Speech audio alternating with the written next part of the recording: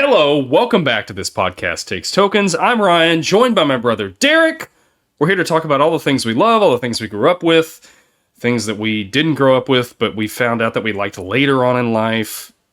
Just stuff that we enjoyed. We're going to talk about them, and we're glad you're here. Before we start this episode, before we get into it, we always do a thing we call Retro Ramble. The week before, we ask each other a question, or the person that's hosting the episode asks her. Yeah, that's not right. Anyway, one of us asks a question. There we go. And then we answer it. That next show. Yeah, there we go. And then we answer it the next week. So, Derek, question I asked you last week was, what was your favorite Halloween costume you wore? Yeah, I really racked my brain on this one. I was trying to remember all the Halloween costumes that I had growing up, and I can only remember one. Like, I don't remember a lot of them. Okay. I take that back. I saw a picture. I remember another one, but I'm not going to sit here and talk about all of them. But yeah, so like there was only a couple that stood out in my mind now. But the one that I think I liked the most, that I had the most fun with, I was, I think 11, maybe 12. And I went as an undead punk rocker. And I did like white through my hair and then took color and like mixed that in too. So there's like multicolor thing going on, which the color didn't show. It just ended up being white because the white was so heavy, I guess. And it was like a paste. It was like a hair wax paste or something. Sure. Yeah. So, and then I, just like a t-shirt and a jean jacket and a pair of jeans, and I was an undead rocker. There you go. Had fun with it. I didn't have a guitar or an instrument or anything like that. I was just, don't need whatever. It, right? Don't need it. Yeah. But, I like that one. I like the idea. I like a jean jacket, a denim jacket. But that was fun. And then I think later on we did like a family costume, a few years back, and we went as like the Avengers. And it was right around the Age of Ultron, so like we were all like Avengers, and that was pretty fun too. I think I remember Allison posting a picture of that on Facebook. Oh yeah, I think I remember seeing that. So yeah, it's out there. Yeah, it's. How about you? It's out there. Yeah. Yeah, mine was actually, it was sort of a family one. Just a couple of years ago. This is kind of wholesome, but now Landon didn't dress up with us. I think he was at the age where he didn't want to do that. But our daughter was really into Frozen, so she dressed up as Anna. My wife dressed up as Olaf, and I dressed up as Elsa. Mindy made me a wig, and I had like a tutu that she made that looked like a dress that went over my jeans, and I had the shirt and everything. And so I liked that just because my daughter thought it was really funny, and she really enjoyed it. In every house that we went to, they were like, that's a good dad. It's like, what can I say? Right. So yeah, it was fun. It was fun though. Cool. Yeah, I had a hard time thinking about, like, after I had asked you this, I'm like, I don't even remember. Now I gotta answer the question. What have I? Yeah, like the only one I can remember. Like I don't even remember it. Like my grandmother one year made me an octopus costume. I guess that won several awards. I don't know, right. like gift cards and stuff around town, because they used to have costume contests or whatever. And I think I remember hearing about this octopus costume. Yeah, there's a picture of it somewhere. Legendary. Around, but yeah. I don't remember wearing it, but I remember seeing myself in a picture wearing it. So yeah. Anyway. Yeah, I know. I saw there was a picture that my mom has of me dressed as the Joker back in like 88 or 89. Yeah, sure. White face, red lips, green hair, then like a hat, a baller hat or whatever. Yeah. That was the Joker one year. Yeah. But I don't remember that. Yeah. Back when costumes were fun, right? Right. Yeah. Remember the old, like the plastic ones? It was like a trash bag that you wore with like a plastic thing that smashed on your face. So I bought one like that 2 years ago. I think. Oh, really? We were over at Spirit of Halloween, and we were getting just, my wife and I were picking up something for our daughter. And I found a Gizmo costume. Oh, yeah. And it's the the plastic The retro mask. throwback ones. Yeah, and then it's just the little smog Like a bib. that goes over you that has It's just like a picture of the character. yeah. Yeah. It's not even like, it doesn't even make you look like the character. It's just a picture of the character. Yeah, exactly. Yeah. So I didn't wear that. Maybe I should have, but when I walked around with her, I wore the mask, but I was like, I'm not wearing this silly smock. So Yeah, we went and saw Gremlins in theaters like 6 or 7 years ago. I took Bruce to see it in the theaters because he loves Gremlins. And they were doing like one of the theaters around us, they were doing like thing where they show the movie and then you get like a couple like souvenirs for it or whatever, and they do like a little like show and tell before and after the film. And there's a little some audience participation, like there was a scene where you throw stuff at the screen, like whenever the Mogwais were going crazy in the movie theater, they gave you some like little inflatable things you could throw around in the theater. And that was fun. And the guy that was hosting it was wearing a onesie, like a head to toe onesie that was Gizmo, like made him look like Gizmo. No And way. it was like soft and plush. Yeah. I was like, fun. where did you get this from, man? This is awesome. So, and then a few years back, we saw it in like some store somewhere, and I was like, that's pretty cool. I like that exists. That's fun. Yeah. Yeah. But anyway. Well, all right. Let us know what your favorite Halloween costume was. Yeah. Was it yesterday? Well, not yesterday. Was it last year, I guess? Or was it back when you were a kid? I don't know. Right. Derek doesn't know. I don't know. You know. Let us know. Was there something you wanted to be that you didn't get to be? Yeah. Yeah. Yeah. I like that. Maybe that's a good Retro Ramble question. Maybe for next year. Yeah. All right. We're going to come right back and get into the show.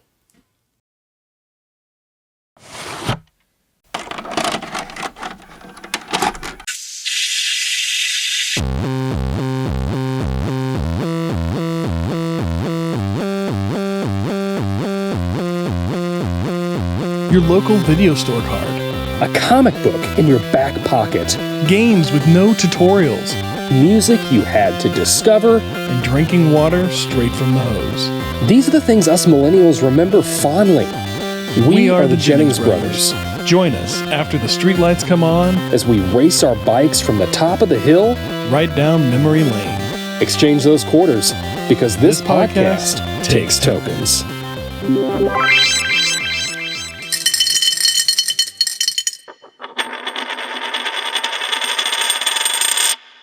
All right, here we go. I couldn't think of any witty thing to do about this. My first time watching it, so it was hard to do. Yeah. So, hey, we're going to be talking The Frighteners today. Michael J. Fox movie from July 19th, 1996. A comedy horror, I think, is how this was categorized, which I think is just, it fits perfectly in that category.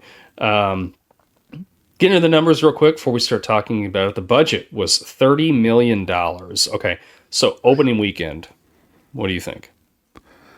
Well, budget $30 million. I expected a little more, but although this is Peter Jackson's first major motion picture. Yes. Not independent film. But okay, first not independent. Studio backed Dead Alive, major motion independent. Yeah, he did a few independents before that, but first big studio film. So I guess maybe they kind of pull in the reins on the budget.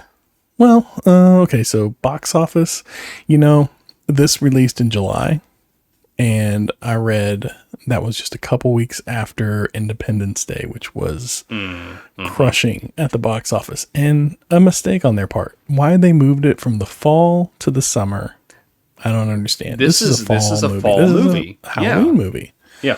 But anyways, I'm guessing 15 million opening weekend.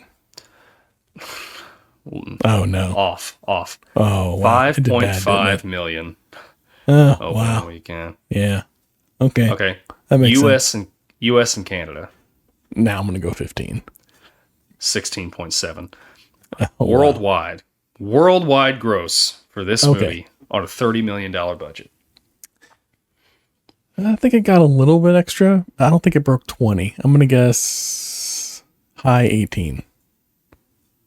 29.3 million worldwide. Wow. Really? Yeah. That's interesting. Yeah. I wonder if that was all New Zealand. everybody coming out to support Maybe. Peter Jackson there. They shot this movie in New Zealand, actually. They did. That's right. They did. That was one Yep. of Peter Jackson's stipulations for coming onto the film, was that it would be filmed in New Zealand. Yeah, yeah. He's done a lot for New Zealand. He does. He has. Yeah. I mean, I think Lord of the Rings is probably the crown but jewel. I mean, as far as like bringing Hollywood over that's what there I'm saying. That's what I'm saying. Yeah. For sure. He has. Yeah. I forget that he's from New Zealand. Yeah. Like King Kong, wasn't that filmed over there too? I think it was. He did do King Kong, didn't he? Man. Yeah, he did. Which Peter? they wanted him to do King Kong after Frighteners, and he was already signed on to do Lord of the Rings, and the studio was like, okay, we'll wait and let him do the Lord of the Rings trilogy, and then we'll circle back to King Kong. Yeah. Which is smart. Yeah. Because I enjoyed that King Kong. Yeah, I remember it being pretty good. I remember enjoying it. Yeah. Well, man. And I know Lord of the Rings took like 3 years to film or something like that. Yeah. Like it was a long. It was a long slog. Yeah. We'll have to get into those one day. It's been a while since I've seen them. Oh, yeah. Rotten Tomatoes score. All right. What do you think the tomato meter is on this? Tomatoes critics. Mm-hmm. Critics like Michael J. Fox. But they often don't do good with humor, but they do like family type stuff. But I'm going to go with 60%. 66%. Okay. So, all right. I'm getting certified there. I'm dialing fresh. it in. Yeah. Popcorn meter. Popcorn meter. Now, they never match up. It's either going to be higher or lower by like a factor of 15 or 20. Except for last week. Except for last week when they were Dawn of the identical, Dead which was is like- weird. Identical, yeah. That was weird. That was the exception to the rule, if you will. All right, I'm going to go with 45%. No, you know what? I'm pleasantly surprised. 71% on the popcorn. Wow. All right. Yeah. Okay. Yeah. Okay. All right. Yeah.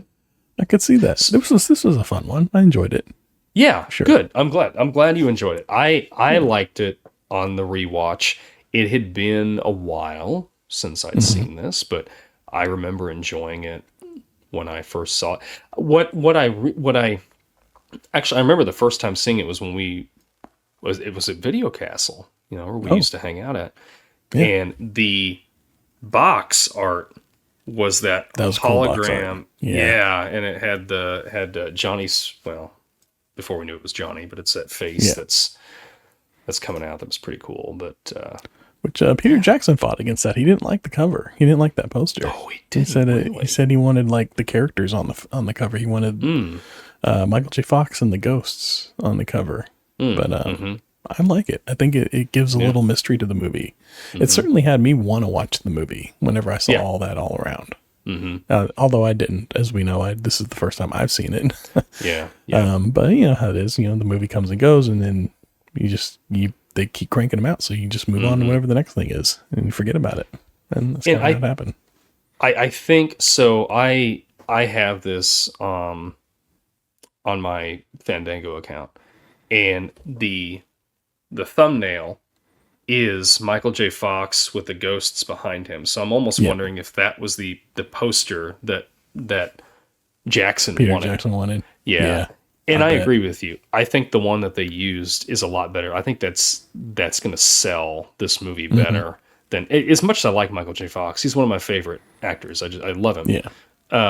But the poster that they made, it, even though this was like a comedy horror, like it was kind of a creepy poster. And you're just like, whoa, what is this? Like, what am I going to be watching here? Like, it would have drawn me. Well, it did. Like, when I was looking at it as a kid, I was like, oh man, I want to watch this. But when I was would have 9 done years better old, in the fall. so yeah, it would have. Sure. Yep. Yeah. Yep. I think that was their mistake, was releasing it in the summer.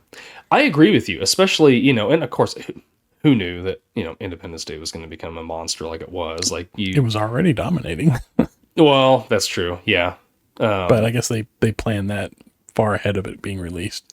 Yeah. So. Yeah. What do you do at that point? But yeah, I mean, I agree with you. I think if this would have came out around Halloween or even, late September, early October, or something like that, I think it would have done much better because clearly, I mean, you look at the audience score on that, 71%. Sleeper hit. Yeah, yeah. I think it would have. I think it would have done well. But what could have And been? I think this was Michael J. Fox's last Yep. starring role too. Yep. It was. Before Yeah. he found out about he everything. Yeah, well, and he what I was reading is so there was that, but he was also he decided in the middle of this while they were shooting it, like he was just tired of being away from his family for so long. Oh, yeah, 'cause they were So younger. yeah, so after this wrapped up, like he came back, and then he started on Spin City, so he could kind of just be in like one location, and not have to like Yeah. leave his family all the time. So Oh, okay. Yeah. Commit to the long, grueling hours of a sitcom versus a movie. right, but you're home, I guess. I don't know. That's true. That's true. That's true. Yeah. But I think it's a good. I think this is a good one for him to end on, end his movies on. Yeah. I enjoyed it Yeah, yeah. for sure. Well, what did you think about what stood out the most to you upon a rewatch? Well, so one thing that I'm watching this the whole time, right? And I'm thinking like I know this is a Peter Jackson movie, but it really has like a Tim Burton feel to it. I thought the same thing. Did you think that? Yeah. Yeah, I think it's Danny Elfman. Elfman. Fine. Like oh, you think so? I think it's because you got Danny Elfman doing the score, and it's just kind of a little macabre. But I feel like if it flirts with Tim Burton, I think, because it does have Danny Elfman, and you're dealing with macabre, and the town kind of reminds you of the bigger version of the town from Beetlejuice, perhaps. Yep. So yeah, you got some elements there for sure. But I feel like if this was a Tim Burton film, we would have more visceral ghosts instead of what we got, which are more ineffectual ghosts, if that's the right word. They're not harmful. They're like Casper the Friendly Ghost. I mean, they're just there. Like, other than the one big bad, all the ghosts are pretty chill. Like, they're not out to like hurt anybody. They're just kind of where they are. They didn't take their ride up or whatever. So who is your favorite ghost, I should say? I think it was Judge.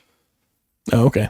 Yeah, I really liked him. His line, what was it? He said, "When a man's jawbone drops off, it's time to reassess the situation." Yeah. Yeah. I say that comes with a caveat. It was really creepy the way that like what he's doing with the mummy in the museum. Yeah. And what he says at the end there, I'm like, this just doesn't feel like this character. Right. Like, it feels like they just kind of rewrote the character for that scene or something. Right. Like they just brought somebody in and they were like, we need like a funny adult joke in here. Throw this in there. Yeah. And it was just, it was very like, it felt like something like a hacky stand-up comic would say. Not, it didn't fit with the writing. It was definitely like a punch-up that came after the fact. Like I thought it was I agree. I thought it was more funny, like the scene when they first introduced him and the dog's got his jawbone, and he's like trying to get the jaw. I'm like, that was funny. And then like, his line that he says, I don't know, but I did like the character. I loved that he just had these ghosts that he'd befriended that are like helping him basically cheat people out of money. Right. Which, with not really much in it for them. I mean, what are they getting out of it? No, I guess like he puts out food for them to smell occasionally, or I guess like so. That. Yeah, because they can't eat, they can't drink, they can't interact with anything really. Yeah. Maybe he puts on music or puts out books for them, or it just gives them somebody to talk to that isn't like other ghosts. Maybe I don't know. Yeah. I think that would be something though, right? Like a flesh and blood person that could see you and talk to you, as opposed to just, get all these other dead guys around here, and we only have so much to talk about, I guess. I don't know. Right. But maybe he can like help him like fulfill some like last wishes or something like that. Some unfinished business, perhaps. Yeah. I like that. Yeah. I like that. So who was your favorite? I think my favorite was, I love Chai McBride, so I think it's got to be the Cyrus character, the disco 70s souls. I imagine he was a soul singer. I didn't really like specify what he was, but no, I imagine he was like a soul singer or something from the 70s. Yeah. Or just a really, fun-loving guy. A wild and crazy guy. Yeah. I love when although maybe he died at a costume party. Can you imagine if you're stuck in whatever you're wearing and you die at a costume party wearing your Elsa costume and you got to wear that for 100 years?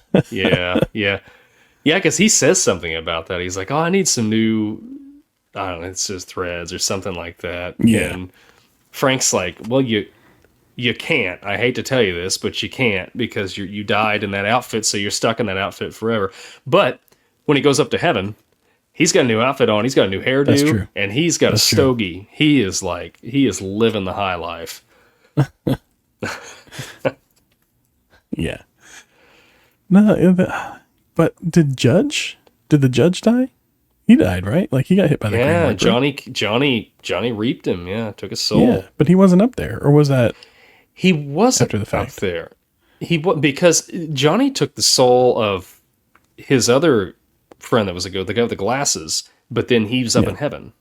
So, but we didn't see Judge. So we didn't see Judge up there. Was he after or before? I think it was before. It was before that. He was the first one to go because they're in the museum. Yeah, they're in the museum, and he's like shooting up. Johnny's there trying to take that one woman out, and then he's just getting ready to reap her, and then Judge comes in and starts like doing his sick shooting stuff, or whatever, and he, I guess, scares him away for a little bit because that really stupid scene comes on there, and then when he gets done there, he comes back, and then he ends up like taking the side and like cutting him in half. Okay. Yeah. I think I remember. And we don't ever see Judge again. No, so we don't. I don't know. The Judge.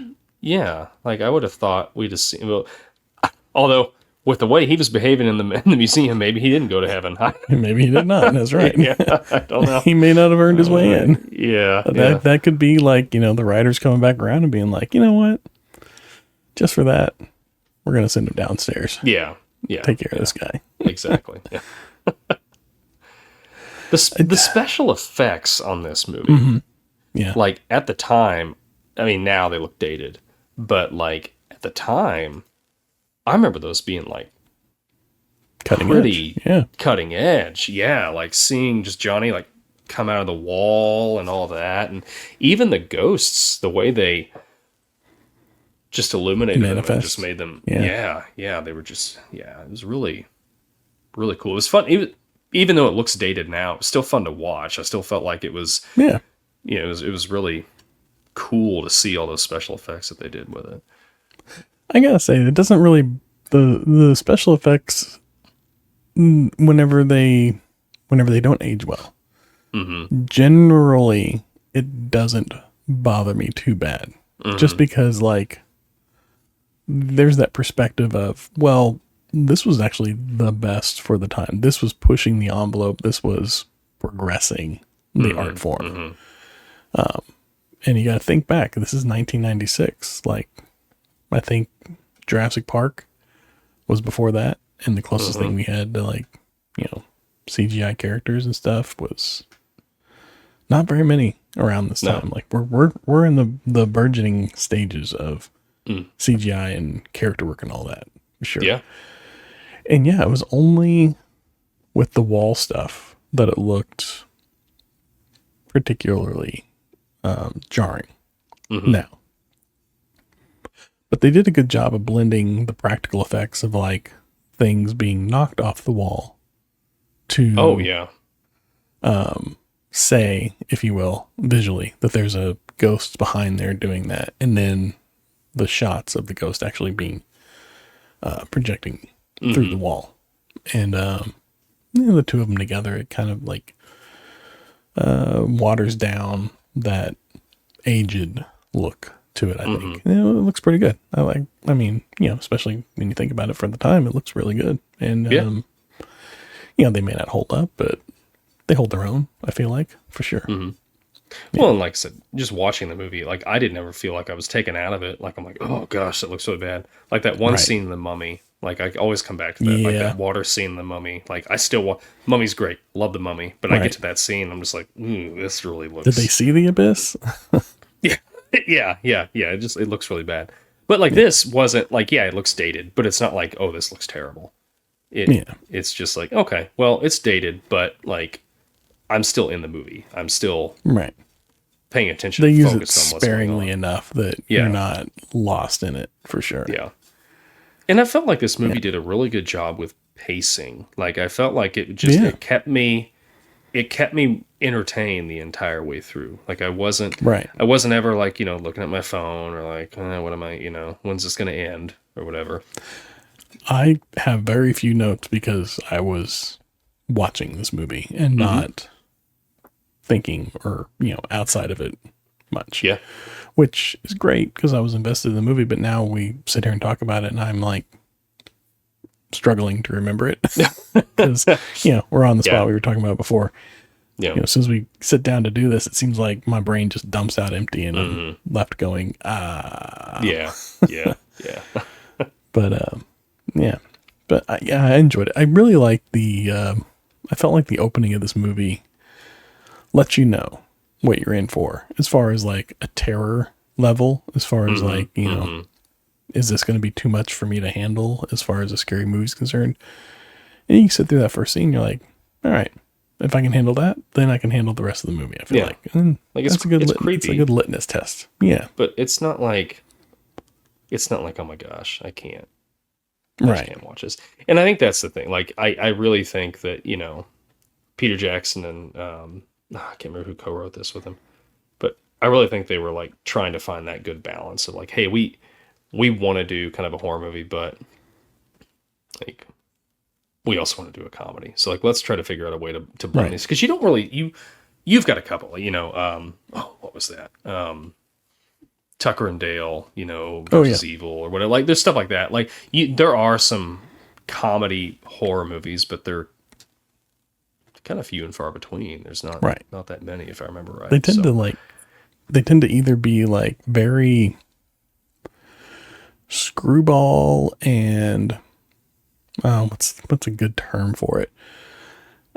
Gratuitous in a lot of ways that are just unnecessary to the story, or it's like Casper or something where you're like, it's fine, it's fun, but I'm not going to watch it every year. Like it doesn't. Yeah. But yeah, like then you get like really good ones like Shaun of the Dead. That's a good like balance. Yeah. Or this one, that's a pretty good balance. I felt like, and I enjoy this. I want more of those. I really enjoy a good horror comedy for sure. Anything with it, anything that's a slash comedy, I'm down for. Yeah, exactly. Yeah. What'd you think of Ray? So, Ray, which one was Ray? Oh, Ray was the FBI agent, right? No, the husband that died of, I can't remember what his love interest's name, what his wife's name is or whatever, but she really forgot about him pretty quick. I don't blame her. He was forgettable. He was kind of a tool. Yeah.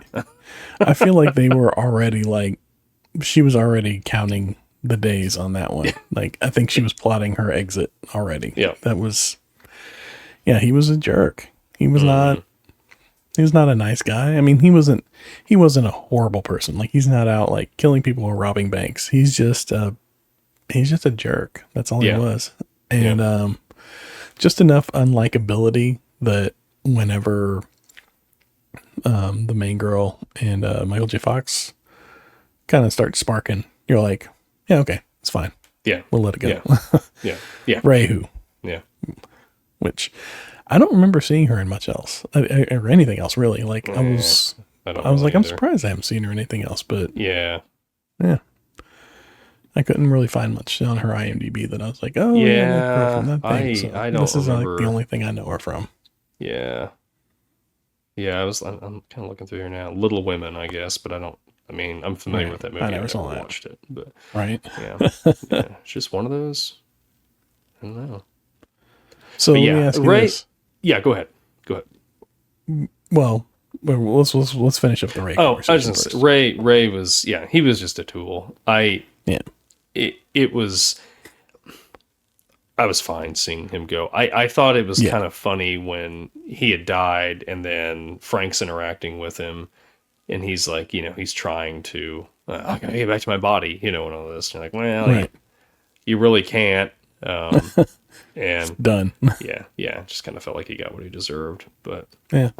anyway, I was curious what your for sure. thought was on him. Yeah. Which, like, he was, I don't know if you noticed throughout the movie, he was decaying fairly rapidly as a ghost, whereas the other ones seemed like they didn't, like, they were kind of still, like, I don't know why the Judge was so decayed versus, like, had he been around for like 150 years? Oh, yeah. Judge was so like from the Wild West. Like, he was. Yeah.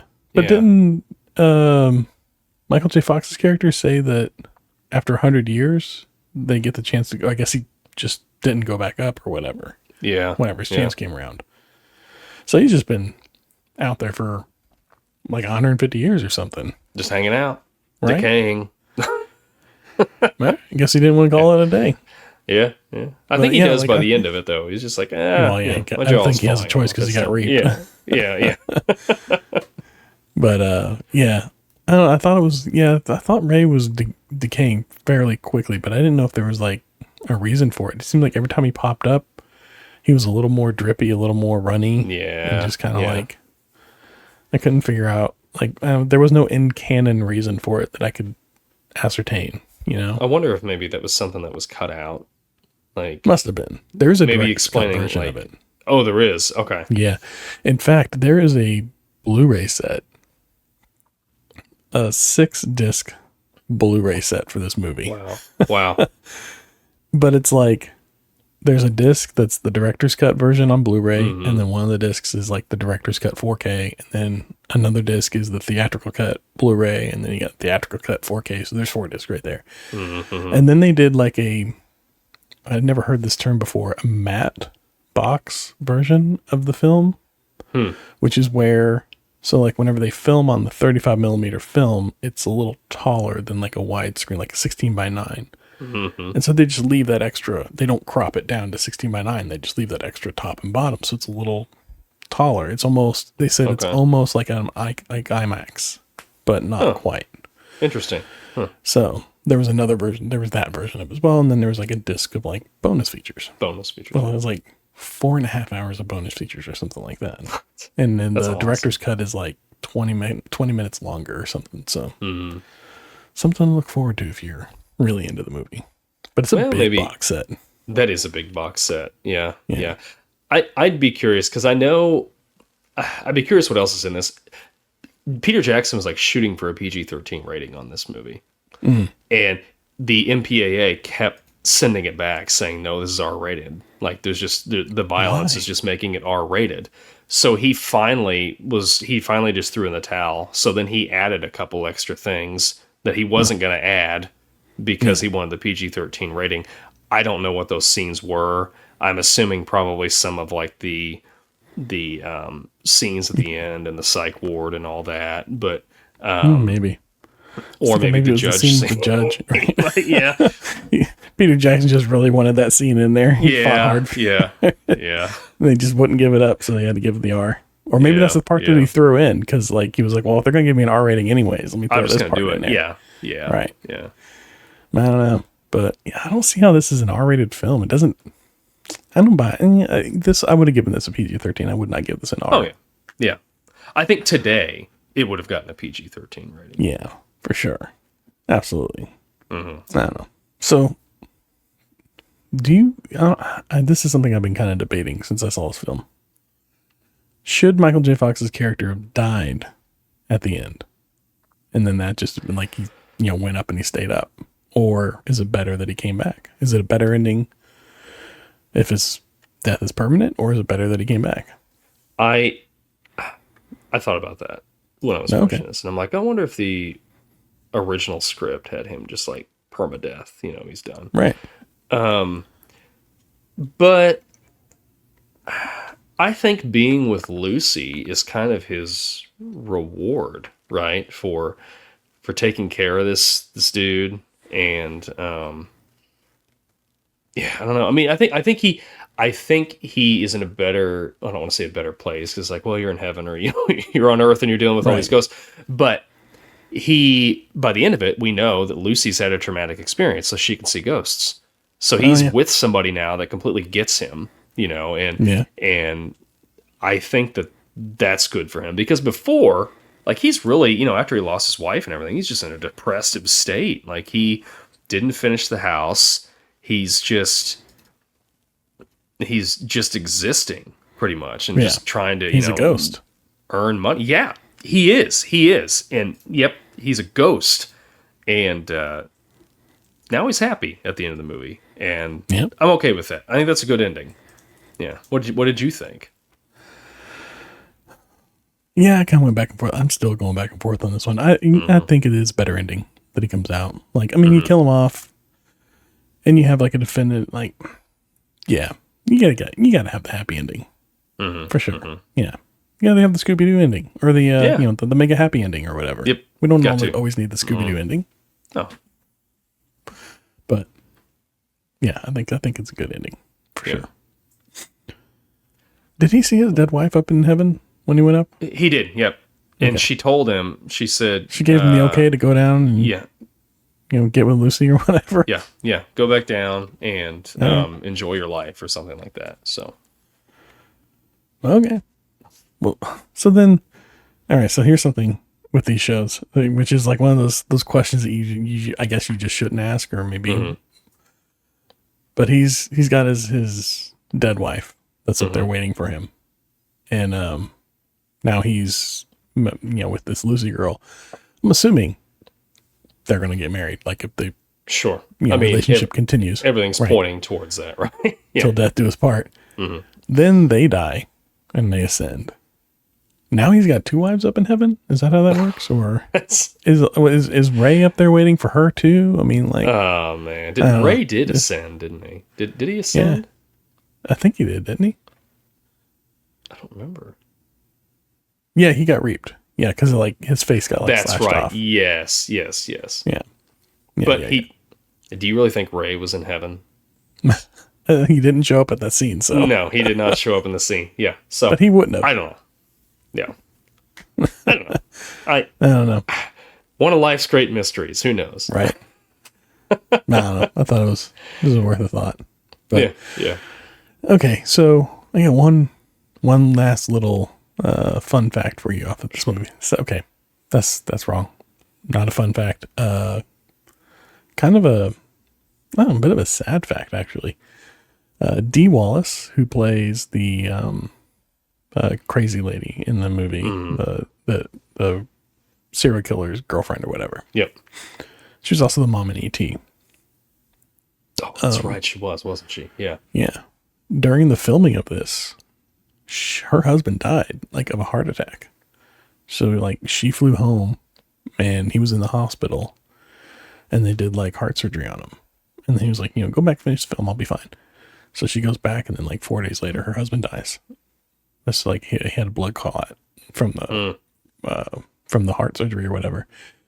And, just died. And so she then flew back, took care of service and everything like that, went back to filming, and just, like, had a rough time of filming it. Like, she said, like, one of the first scenes that she filmed when she came back was the one where Michael J. Fox's character dies at the end before he could, when he reaches ascending or whatever. And she said that one just, like, really messed her up. Like, watching him die, it just, like, she just saw her husband dying all over again or something. Yeah. Which, like, that's just, like, I can't imagine. That's just wild. Yeah, that's what rough. A trooper to continue with that. And, like, they kept telling her, like, we got it. We can film around you and everything. And she was like, no, I'll finish up the filming and everything.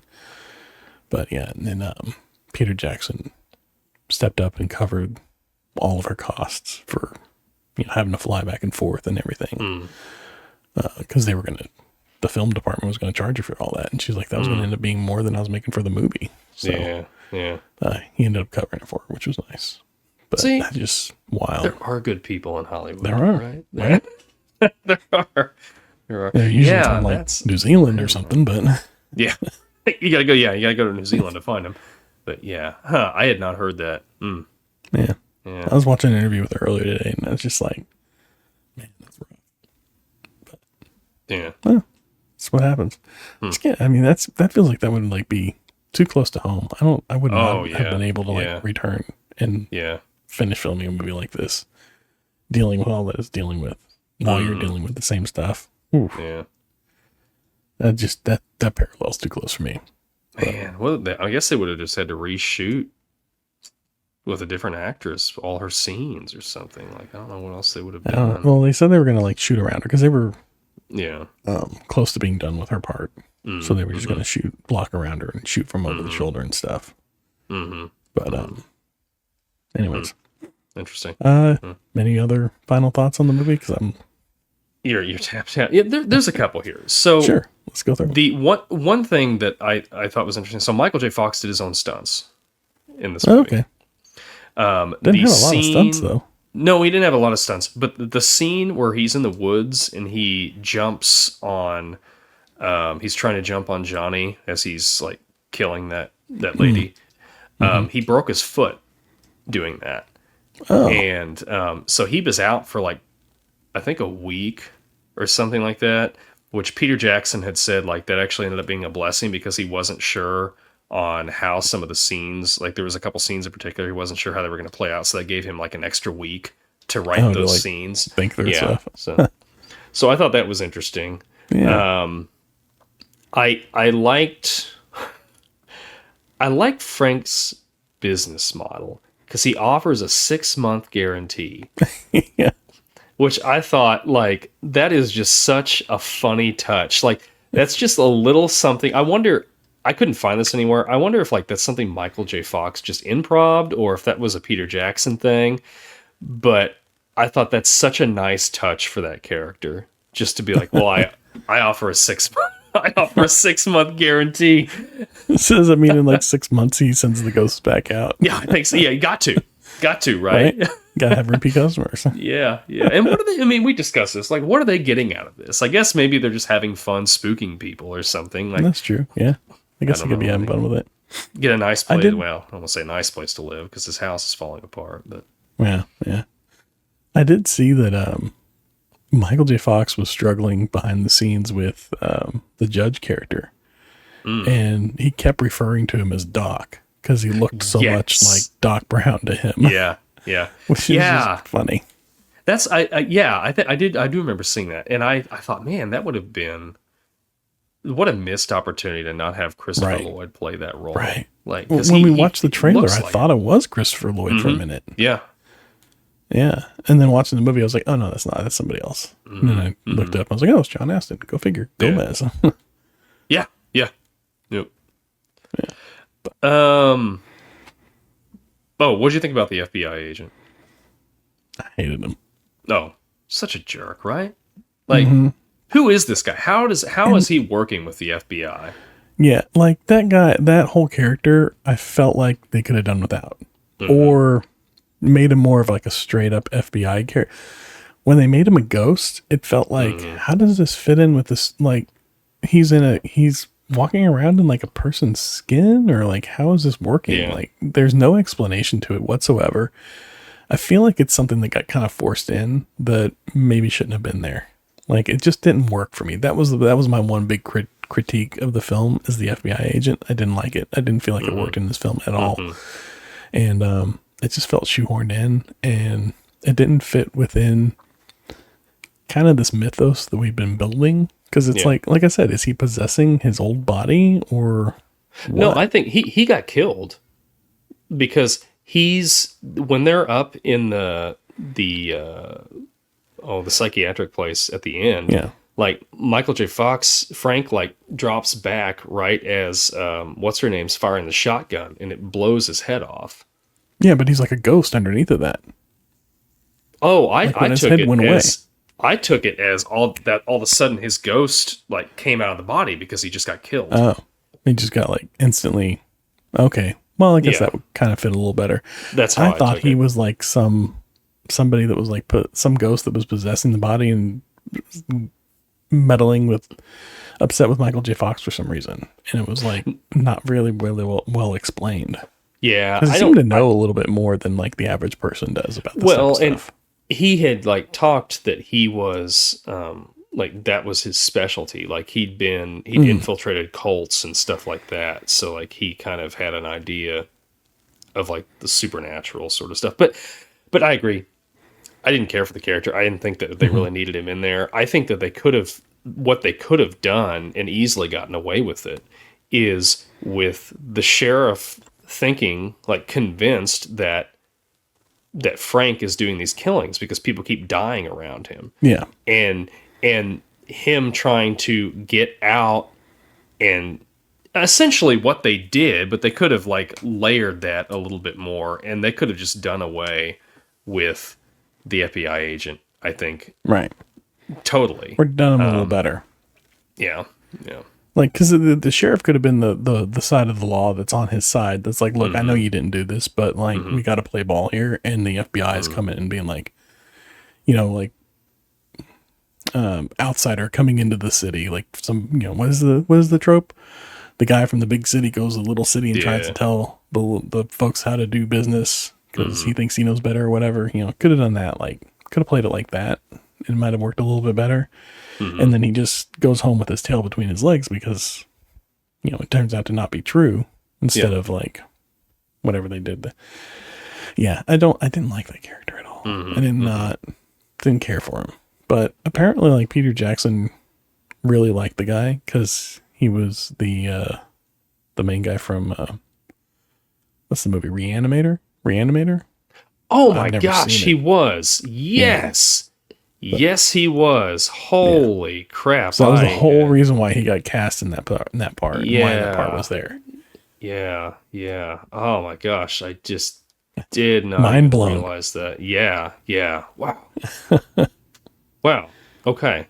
Well, okay then. I'll take it, I guess. I've never seen it, so I don't know like if it's a good movie or not, but We'll have to watch it. It's been like the last time I watched it was with our cousin Jack, probably back when I was in high school, because he got me into watching all those obscure horror movies and stuff like that. So fair enough. Yeah. My last thought that I had on this was that I kind of wish that R. Lee would have been the one to kill Johnny. Yeah, I liked R. Lee Cam. I liked him in this. Oh yeah, yeah, it was fun. He always pops up as this. I mean, he's always kind of the same character in every movie. He's always some version of this drill sergeant character, but it's fun. Yeah. It's fun. I love having him in a movie. Yeah.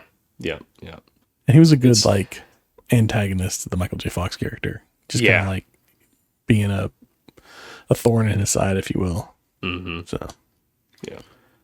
Fly in the ointment. What's that? He was just a fly in his ointment. He was. Yeah. It was fun seeing him. Yeah. Yeah, that's about all I got on the Frighteners. I loved it. It was fun to rewatch it. I had a good time with it. Yeah. For sure. It was a little fun movie. And I thought Jake Busey was really good as Johnny. Just to throw that out there. Yeah, I thought he did really well with it. It was fun to just see him just be a complete psychopath, and he had a good little run here in like the mid to late 90s. Yeah. With some movies and stuff. A couple that I'm sure we'll cover later on, but yeah, I always enjoy it. Yeah. I don't know what he's up to now, but I know he's on Cameo. Because I had talked with some friends a while back about getting him to do a cameo for us, just for fun. We were like, oh, really? We were looking at like what different celebrities were on there. We saw he was on there, and it was like, oh, that'd be really funny to do. Oh, yeah. A cameo from him. It was like $100 or something like that. Oh, really? Wow. Yeah. Oh my gosh, that's pretty cheap. I know, right? I should have had him on for this show or something. Right. Well, no, it's more. So Cameo has like two options. You have like your personal ones, and then you can do corporate ones. The corporate ones are like 10 times the price. Oh my gosh. Okay. We could like find a celebrity to do a thing for the podcast if we wanted to. Yeah. It might be fun. That's cool. Yeah. See who's the cheapest one we can find. Yeah. Corey Feldman. He might do it for free or a sandwich at this point. I don't know. If we promote his band. Right. If we let him sing. He would probably do it. Yeah. Oh. Man, Where would he fit in this movie? We haven't done this in a while. Where would Corey Feldman we fit haven't done this in a while. in the Frighteners? I think he'd be one of the ghosts. I think he would be. He would take the place of like the nerdy ghost, but he wouldn't be the nerdy character. He'd just be more of like a, just like an average kid from, I don't know, probably like a punker from the 80s or something like that. Yeah. I picture him kind of like being like Ricky Butler, like his character Ricky Butler in The Burbs. The Burbs, yeah. I can see that. Yeah. But, Anyway. That's the Frighteners. Frighteners. Stale popcorn? You got any stale popcorn? Yeah, so piggybacking off of this, and Michael J. Fox, again, one of my favorite actors. Love him. Hope to meet him someday. Favorite Michael J. Fox movie? What do you think? Well, no, not favorite. What do you think Michael J. Fox's best movie is? I'm not going to say favorite because, I mean, it's going to be Back to the Future, right? But like, It's Back to the Future. And the you answer think is that's his always Back best to the movie? Future. You think that's his best movie? Yeah. It's gotta be. What do you? Okay, let me rephrase it. Other than Back to the Future. What do you think his best performance is? And maybe that still leans into Marty McFly. I gotta be honest, like, I don't have a lot of Michael J. Fox movieology under my belt. Like, I remember I watched Greedy that he was in. I liked that one. That was a fun movie. I enjoyed him in that. Other than that, I've struggled to think of movies that I've seen him in other than like the Back to the Future movies, and Greedy. I know he did the Secret to My Success, which is supposed to be that's a good one. That's a good fantastic film. I've just never seen it. We need to put it on the list because I do want to watch it. In fact, we should probably just go down the Michael J. Fox filmography and just dump them all on there, I guess. Yeah. But Doc Hollywood, I'd seen that one. I've seen that one. That one was fun. Teen Wolf. But Teen Wolf, that's right. Yes, I did see Teen Wolf. I like Teen Wolf. That was a fun one too. Man, that would have been a good Halloween one this year. Oh, well, next year. I didn't think about it. Yeah, I think I know it's on the list, but I just didn't think about it.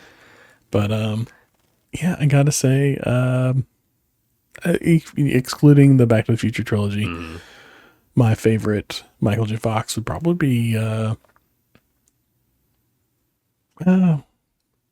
Greedy. I like that one. That was fun. It was it was a little different. You know, he was playing like a bit of a different character. Yeah. And I enjoyed it. So, what about you? It's Casualties of War. Okay. That it's a Vietnam movie. It's got Sean Penn in it, and he's part of this platoon. Are you familiar with it? Yeah, I'm remembering it now. I've never seen it, but I've seen like it referenced before. Okay. So yeah, for the listeners that don't know, like he's part of this platoon, and the rest of the platoon is like starts doing just like some really bad stuff during the war. Like they're basically murdering people and raping and just doing stuff like that. And he's like the one person that doesn't like think this is okay. So it's just this dynamic of like them. If I remember, it's been a while since I've seen it, but they try to kill him and everything. Like it's wild, but kind of not a very famous movie of his, but it's it's really good. I went through a kick back in high school where I was just devouring any Michael J. Fox stuff I could get my hands on. Like I read his book, and I was really got a new book into. coming out. Does he? Yeah, there's a I'll new one check coming out that with him. Yeah. Okay. I had like bought the DVDs for Family Ties. Like I was watching through all that. Although oddly, the one show that I've never watched of his is Spin City. Oh, really? I've watched that. Yeah. That's fun. I enjoyed that one. Yeah. I'll have to. Yeah, it's even good with Charlie Sheen. Charlie Sheen comes on afterwards. It stays good for most of the run, I'd say. But I enjoyed it. Yeah. It's a fun one. Absolutely. Go check it out for sure. Yeah. I might make that one of our TV ones one time just to make you watch the first season. Yeah. I need to. I just love Michael J. Fox. I think he's just just seems, I've never met the guy, who knows, but he seems just like a really nice guy. Just, Yeah. yeah, so. Did you ever see the other show he did? Back in like the 2010s, there was a Michael J. Fox show, and it was like loosely based on his life. Like he was playing, I think, kind of himself, and like I forget who was playing his wife. I can picture her, but I can't think of her name. Huh. And they had some kids. They were living in New York, and yeah, I think it's called like the Michael J. Fox show, if I remember correctly. Okay. It ran for like a season or two. Huh. And this would have been after he had his Parkinson's diagnosis. Yeah, yeah. Like I said, it was like I think 2010, 2009, something like that. 2013. Oh, okay. Yeah. Had one season. One season. Interesting. Yeah. Oh, and Betsy Brandt from Breaking Bad. She played his wife. Yes. Yes. But yeah, that's fun. Very cool. It's on Tubi. Man, I may just have to there you go. And watch that. Yeah. Catch up on your Michael J. Fox. Yeah. Yeah. I did think it was stale popcorn as we're talking about this movie. Yeah, go right ahead. Have you ever seen the TV show Ghosts? No, I'm familiar with it. I have not seen it though. Which this reminds me of that. Okay. Like it's kind of similar. Like she has like a traumatic. The main character falls down the stairs and like bumps her head. And when she wakes up, she can see ghosts, and there are ghosts that live in the house, and they set up like they do this fantastic job of like world building and establishing rules for the ghosts to follow, and like they can't leave the property that they die on. Basically, is what it is. So like they die on the property that she lives on, they can't leave. So like if they try and cross that boundary and leave the property line, they just end up, poof, right back in the middle. Yeah. Yeah. And like there's some ghosts that like they discover later on. And then there's like some ghosts that die in car accidents, and they're forever tied to that car. So they can never leave the car. Yeah. So it's just interesting. It's fun. Yeah, that's cool. I knew there, so I know there was a British version first, and I had thought about watching that one because my wife and I had watched Call the Midwife. And we'd watched Call the Midwife, and there was a character that was in there that we really liked, and then like they kill her off, and then she left the show. She left Call the Midwife to go start on Ghosts. And I was like, I'm going to try this out. They kill her off on Call the Midwife, and she comes out as a ghost on Ghosts? I'm assuming that she is playing the character you're talking about, just on the UK version. But I have not found a way to watch it. But I know think, like, Netflix has it. Do they? Or I know, well, like whoever has the US version of it, Peacock, I think, right? Mm-hmm. It's either Peacock or Paramount. I think it's Paramount, actually. Okay. They have both versions of it. Oh, they do. Okay. Yeah. Okay. Well, I'll have to check. I thought about going and watching it because it's similar. Yeah. And as far as I understand, like the first season follows pretty closely, but then like all these UK ones, like it starts to kind of diverge. Yeah. And then there's differences because like in the US version, one of the characters is a American Revolutionary War soldier. Yeah. And then you have a Viking. And then in like the UK version of it, instead of a Viking, they have like a caveman. And instead of the Revolutionary War soldier, it's like, I forget what it is. It's like a soldier from like a different time. Yeah. But, similar, but not the same. Mm-hmm. But yeah, if you check out the US version, it's fun. Enjoy it. It's like similar. Like I said, it's kind of like this world building, and it builds on kind of what you have here. But I enjoy it. Yeah. I'll check it out. We ready for the Retro Ramble this week? Let's hear it. All right. Here's my Retro Ramble for you for, I guess, next week, if you will. You're 14, let's say. And you're homesick from school, or you're out of school for whatever reason, like staff development day or whatever, and it's just a random weekday. It's not a holiday. Your parents have gone to work. You have the house to yourself. What are you watching on TV, and what are you doing with your day? Like, yeah. All right. Sounds good. All right. What am I watching on TV, and what am I doing with my day? Yeah. You got 8 hours. What are you going to do? Yeah. All right. We'll be back next week with an answer for that. If you want to answer in the comments, we'd be glad to talk about it. But with that, thanks for watching and thanks for listening to This Podcast Takes Tokens. We had a lot of fun and I hope you did too. Make sure you don't miss a single episode. Make sure you're subscribed wherever you get your podcasts at. And as always, be kind, rewind, and until next time, see you all around. See ya.